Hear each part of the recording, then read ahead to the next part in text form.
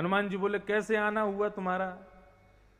बोले अब आप देख लो हम कौन हैं। बोले तुम शनि हो। बोले हम जिस पर आते हैं 7.5 वर्ष के लिए आते हैं, तो अभी नक्षत्रानुसार और कुंडली के अनुसार मेरा आप पर आना बनता है।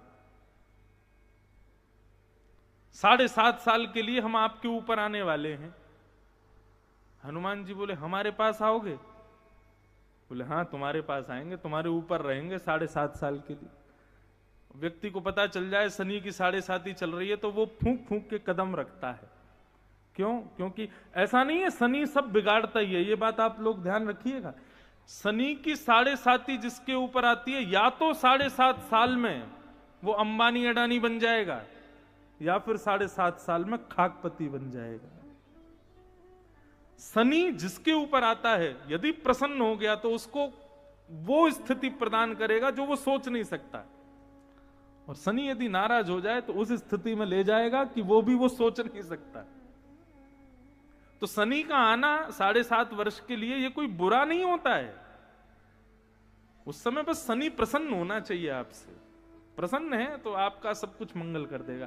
तो हनुमान जी के पास शनि आ गए, लेकिन शनि को प्रसन्न करना बड़ा मुश्किल काम है, वो नाराज ही रहता है ज्यादातर। हनुमान जी से बोले 7.5 साल के लिए हम आएंगे आपके ऊपर। हनुमान जी बोले हमारे ऊपर आओगे तो चलो एक काम करते हैं, कहां बैठोगे? बोले हम सिर पे बैठेंगे। बोले सिर पे तो केवल और केवल रघुनाथ जी के चरण बैठे हैं, वहां और कोई नहीं बैठ सकता। तो फिर कहां बैठाओगे? कंधा पे बैठा लो। बोले कंधे पे राम जी और लक्ष्मण जी पहले बैठ चुके हैं, उनका आसन है, यहां पर किसी और को नहीं बैठाऊंगा, ये मेरे स्वामी का स्थान है। तो फिर एक काम करो, हृदय में बैठा लो। बोले तू नहीं जानता, पूरी दुनिया जानती है हृदय में राम जानकी बैठे हो, तू यहां बैठेगा? तो कहां बैठूं, कोई तो जगह खाली होगी।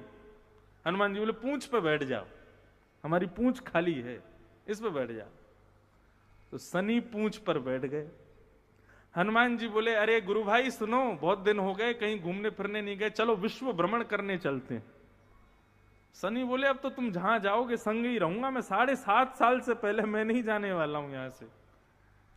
हनुमान जी महाराज बोले चलो तुमको विश्व भ्रमण करा के लाते हैं। अब तो हनुमान जी कोई सीधे तो चलते नहीं है, कभी समुद्र में कूद जाएं, कभी हिमालय पे पहुंच जाएं, कभी आकाश में डोलें, कभी अंतरिक्ष की यात्रा करें, कभी भूतल में चले जाएं, और जहां कहीं भी जावें हनुमान जी तो सुरक्षित करके निकल जाएं, लेकिन पूंछ कभी पत्थरों से टकरा रही है, कभी सूर्य से जाके टकरा रही है, कभी पानी में डुबकी मार रही है।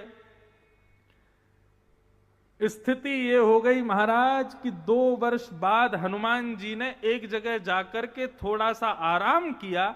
जैसे ही आराम किया तो पूंछ में से शनि गिर पड़े, और गिर करके बोले मेरे हाथ पांव सब टूट चुके हैं, मेरी एक एक नस एक एक हड्डी मेरी बिल्कुल व्यथित हो चुकी है, अब मुझे आपके ऊपर नहीं रहना है, कृपा करके मुझे आप छुट्टी दे दो। हनुमान जी बोले अभी तो 1.5 साल हुआ है, तुम तो 7.5 साल के लिए आने वाले थे, चलो अभी तो 6 साल बचे हैं, पूरे संग ही रहेंगे। बोले 6 साल बाद हो सकता है 33 करोड़ देवताओं में से शनि गायब हो जाए, इसलिए मैं अब आगे नहीं रह सकता आपके साथ, आप तो बस कृपा करके मुझको छुट्टी दो, बताइए मैं क्या करूं। हनुमान जी बोले बस इतना करना, जिनके हृदय में श्री रघुनाथ जी बैठे हैं उनके जीवन में कभी तुम जाना मत, नहीं तो यही हाल होगा तुम्हारा जैसा अभी हुआ है। हनुमान शनि बोले ठीक है, आज के बाद कभी जिनके हृदय में श्री रघुनाथ जी बैठे हैं उनके पास हम कभी नहीं जाएंगे। लेकिन प्रभु हमारे पूरे अंग प्रत्यंग आपने तोड़ दिए, सब सूज गया, इसके लिए कोई औषधि तो बता दो। तो राम नाम पढ़ करके श्री हनुमान जी ने सरसों का तेल दे दिया। आज तक शनि उसी सरसों के तेल में नहा रहे हैं ताकि उनके सारी जितनी भी शरीर की पीड़ा है वो दूर हो जाए। तो ये विवेक है श्री हनुमान जी महाराज का, वो शनि को भी आ जाए तो शनि को भी राम भक्त बना देते हैं और राम भक्तों को भी शनि से मुक्त कर देते हैं। विवेकी होना अति अनिवार्य है, ज्ञानी होना इतना जरूरी नहीं।